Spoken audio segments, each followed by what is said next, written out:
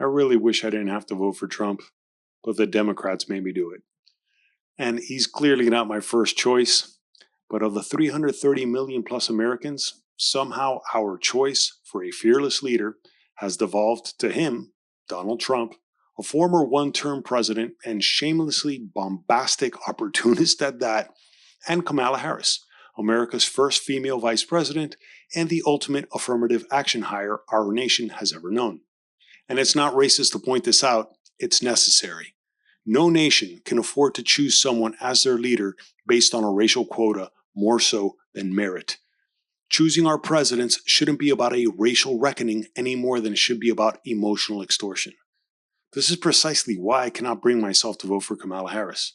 Not simply because she's the ultimate affirmative action hire who was essentially forced upon Joe Biden to take her on as his running mate when Maxine Waters demanded he have a woman of color as his vice president after the Democrat primaries of 2020. And by the way, a woman of color that enough black Americans have called her out for not being the descendant of African American slaves since her mother was from India and her father was from Jamaica. And to ride that historical coattail of other people's suffrage in order to mislead voters into thinking she's something she's not is as opportunistic as Trump hawking his golden sneakers for $400 a pair. I refuse to vote for Kamala Harris because she has proven herself to be wholly unqualified as a presidential candidate, especially considering she was never voted into the position of a presidential nominee. Not now in 2024, and not even back in 2020 when Democrats clearly voted her out of the primary running. And if that's not bad enough, it was her participation in encouraging hundreds of avoidable riots during 2020's quote-unquote Summer of Love over the demonstrably false narrative that black Americans were being systematically hunted down by white supremacist police officers after the death of George Floyd. Kamala Harris was among those helping set up bail funds for people who were deliberately destroying communities throughout the United States, destabilizing our nation further than it already was by COVID, and helping push a needless racial divide during a presidential election year. But ever since Black Lives Matter, the organization, was exposed for the grievance grifters they were all along, squandering $90 million in donations on mansions and other personal expenditures, that's the reason why, in this 2024 presidential election year, there was no exploitation of any unarmed black man getting killed by a white police officer. This is one of the major reasons why I believe Kamala Harris should be nowhere near the presidency, though she's been too close to it for the last 4 years, during which we've had a record increase in illegal immigration, all while she was declared the border czar by Joe Biden. And I say that as the son of immigrants who is technically an immigrant himself.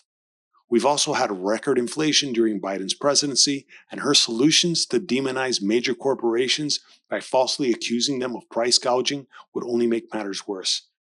And that's to say nothing of the covering up and outright gaslighting of Joe Biden's cognitive decline since the very beginning of his presidency by Kamala Harris and numerous Democrat Party operatives, including many supposed journalists in the media.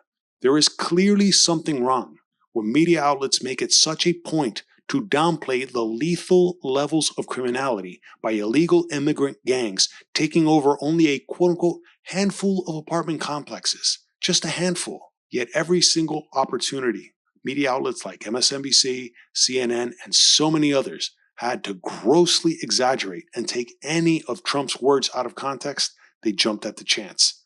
Yet it's as if they've been trying to not only cover up the utter incompetency of the Biden-Harris administration, but essentially project their flaws onto Republicans in order to deflect any attention from themselves. This is why I and millions of other U.S. citizens will be voting against Kamala Harris as much as her supporters are voting against Donald Trump.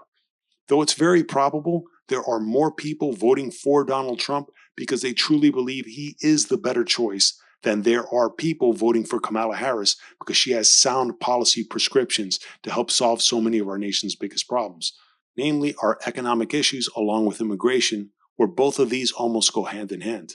That's why, as bad as January 6th was, as horrible a chapter in history considering at least one person was killed that day, that's nowhere near the dozens of people who were killed during the BLM riots during 2020.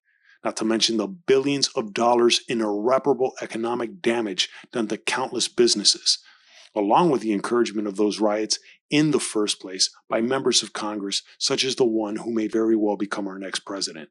With Trump, sure, we can expect a certain level of chaos, but it will most likely come from Democrats, hell-bent on making his second term an ultimate lame duck presidency from day one.